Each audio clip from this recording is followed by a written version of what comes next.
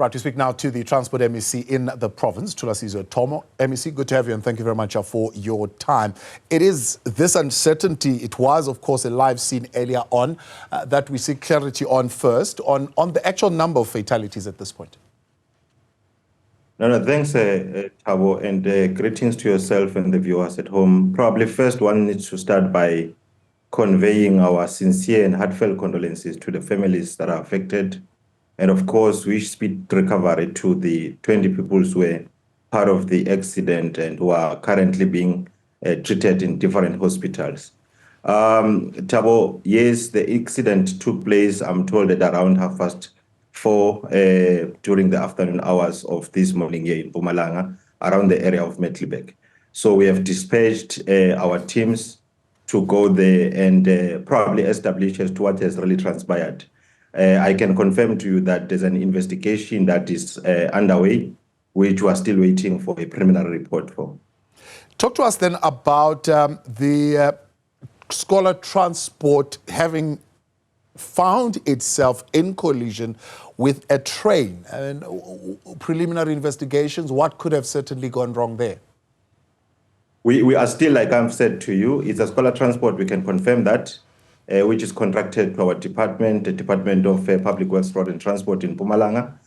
But as I've said earlier, we have dispatched our team to constitute, or rather establish as to what is it that have really transpired. So the team has just confirmed an hour back that they will be giving me a preliminary report, and other MECs that we work with closely, particularly the MEC for Education and Safety, with regards to that preliminary report. So we can be able to speak factually at around midnight today as to what has really transpired.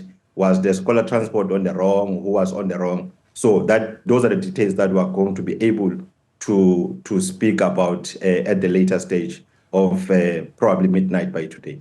From a roads and transport point of view, is this a hot spot for such accidents? Have you seen such occurrences previously, maybe not with a Scholar Transport, but in terms of the rate of accidents that happen in this particular spot? Not at all, Thabo, not at all. This is probably the first if it has never happened before. So, but like I've said to you, what will tell us is the investigation and everything that we're trying to consolidate on our part as the department, working, of course, closely with the Department of Safety in the province. But I can confirm to you that this is not a hotspot, but broader and comprehensive details will be provided to you and all the media fraternity at the later stage as to what has really transpired. And tomorrow, by the way, we'll be visiting the scene and the families together with the Deputy Minister of Transport, So we will be able at that particular point in time to give what looks to be a comprehensive report to yourselves. Where you're sitting at the moment, I mean, in Gauteng, certainly we have heard tones of a review of the Scholar Transport regime, so some policies to be re-looked at. Where you are sitting right now, is that something that maybe is also beginning to come to your mind, that is something that would need to be looked at? Well, look, when I entered the office, part of the things that I thought I should concentrate on was Scholar Transport, because in some areas within the province, it is having some minor challenges. So, of course, I think the posture that has been taken by the MEC of Education and Transport in Gauteng is the same posture that we need to take.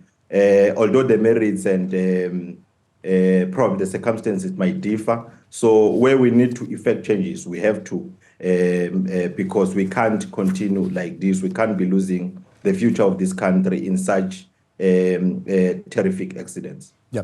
At this particular point, again, I suppose the details being so sketchy, there is no knowledge as far as you're concerned of drivers being arrested or anybody in the matter being arrested at this point. No. So far, there's nothing that has come forth, especially in my table in relation to any arrest. But the confirmation that I've got was that the driver is alive. So we can therefore be able as to establish as to whether he was on the wrong. If he was on the wrong, then I think he need to suffer the consequences then. Yeah. Normally, when we speak of incidents that involve a train, I mean, one would speak of signaling that could have gone wrong, signaling that maybe would not have alerted the driver or pedestrian, and so on and so forth. Even trains themselves sometimes ending up colliding because of poor signaling. What's the state of that railway line as far as those issues are concerned? Well, the railway line, I'm told, is in good condition. But in terms of your signals and so on, I think that should be entailed in that particular report, which we are going to be presenting to yourselves, which we are going to be receiving before midnight. It will be wrong of me today and now to confirm things that I might not be in a position to confirm. But part of what I've said, I mean, I've received from the team is that the signage and everything looks to be in order, especially in respect to the railway line. MEC, we appreciate your time. Thanks so much for that update. That's the MEC for Transport, Public Works and Roads in the Mpumalanga province there on that update. Awaiting, of course, more details to come from the investigation.